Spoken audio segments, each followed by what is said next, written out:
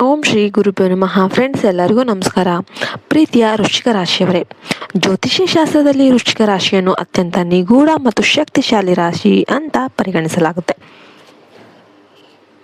ವೃಶ್ಚಿಕ ರಾಶಿಯವರು ಎಂತಹ ಕಷ್ಟದ ಪರಿಸ್ಥಿತಿಯನ್ನು ಕೂಡ ಎದುರಿಸುವ ಛಲಗಾರರು. ಆದರೆ ಇವರ ಜೀವನದಲ್ಲಿ ಎದುರಾಗುವ ಗುಪ್ತ ಶತ್ರುಗಳ ಬಾಧೆ ಮತ್ತು ಮಾನಸಿಕ ಒತ್ತಡವನ್ನು ನಿವಾರಿಸಲು ಒಂದು ವಿಶೇಷವಾದ ಉಗ್ರ ನರಸಿಂಹ ಕ್ಷೇತ್ರವಿದೆ. ಆ ಕ್ಷೇತ್ರಕ್ಕೆ ಭೇಟಿ ನೀಡುವುದರಿಂದ ನಿಮ್ಮ ಸಕಲ ಕಷ್ಟಗಳು ಮಂಜಿನಂತೆ ಕರಗುತ್ತೆ. ಅಷ್ಟಕ್ಕೂ ವೃಶ್ಚಿಕ ರಾಶಿಯವರಿಗೆ ಇರುವ ಆ ಶಕ್ತಿಶಾಲಿ ದೇವಸ್ಥಾನ ಯಾವುದು? ಈ ವಿಡಿಯೋ ತುಂಬ ಇಂಟ್ರೆಸ್ಟಿಂಗ್ ಆಗಿರೋದ್ರಿಂದ ಎಲ್ಲಿ ಕೂಡ ಸ್ಕಿಪ್ ಮಾಡದೆ ಕೊನೆವರೆಗೂ ನೋಡಿ. ವಿಡಿಯೋ ಇಷ್ಟ ಆಯಿತು ಅಂದರೆ ಒಂದು ಲೈಕ್ ಕೊಟ್ಟು ಜೈ ಶ್ರೀರಾಮ್ ಅಂತ ಕಮೆಂಟ್ ಮಾಡೋದನ್ನು ಮರಿಬೇಡಿ.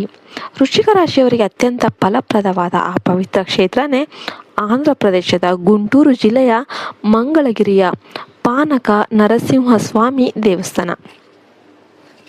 ಇದು ಅತ್ಯಂತ ಪುರಾತನವಾದ ಗುಹಾಂತರ ದೇವಾಲಯವಾಗಿದ್ದು, ಇಲ್ಲಿ ನರಸಿಂಹಸ್ವಾಮಿಯು ಸ್ವಯಂಭೂವಾಗಿ ನೆಲೆಸಿದ್ದಾರೆ. ಇಲ್ಲಿನ ವಿಶೇಷತೆ ಏನು ಅಂತಂದರೆ, ಸ್ವಾಮಿಗೆ ಪಾನಕವನ್ನು ನೈವೇದ್ಯವಾಗಿ ಅರ್ಪಿಸಲಾಗುತ್ತೆ. ಅದಕ್ಕಾಗಿಯೇ ಇವರನ್ನು ಪಾನಕ ನರಸಿಂಹಸ್ವಾಮಿ ಅಂತ ಕರೆಯಲಾಗುತ್ತೆ. ವೃಶ್ಚಿಕ ರಾಶಿಗೂ ಈ ದೇವಸ್ಥಾನಕ್ಕೂ ಇರುವ ನಂಟು ಆದರೂ ಏನು? ಜ್ಯೋತಿಷ್ಯ ಶಾಸ್ತ್ರದ ಪ್ರಕಾರ ವೃಶ್ಚಿಕ ರಾಶಿಯ ಅಧಿಪತಿ ಮಂಗಳ ಗ್ರಹ.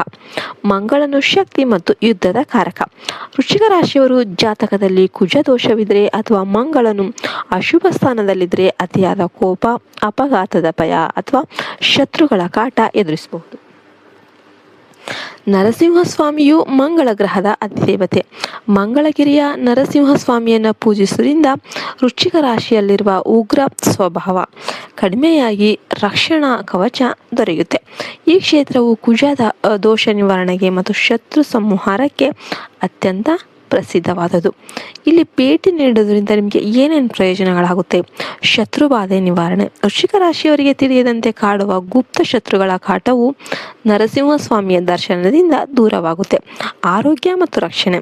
ದೀರ್ಘಕಾಲದ ಅನಾರೋಗ್ಯ ಅಥವಾ ಅಪಘಾತದ ಒಂದು ಭಯ ಇದ್ದರೆ ಈ ಕ್ಷೇತ್ರದ ಭೇಟಿಯಿಂದ ಸುಖಕರ ಜೀವನ ಅನ್ನೋದು ಲಭಿಸುತ್ತೆ. ಇನ್ನು ಸಂಕಲ್ಪ ಸಿದ್ಧಿ. ವೃಶ್ಚಿಕ ರಾಶಿಯವರು ಯಾವುದೇ ಕಠಿಣ ಕೆಲಸಕ್ಕೆ ಕೈ ಹಾಕುವ ಮೊದಲು ಇಲ್ಲಿ ಪೂಜೆ ಸಲ್ಲಿಸಿದರೆ ಖಂಡಿತ ಯಶಸ್ಸು ಅನ್ನೋದು ಸಿಗುತ್ತೆ. ವೃಶ್ಚಿಕ ರಾಶಿಯವರು ಮಂಗಳವಾರ ಈ ದೇವಸ್ಥಾನಕ್ಕೆ ಭೇಟಿ ನೀಡೋದು ಅತ್ಯಂತ ಶ್ರೇಷ್ಠವಾಗಿರುತ್ತೆ.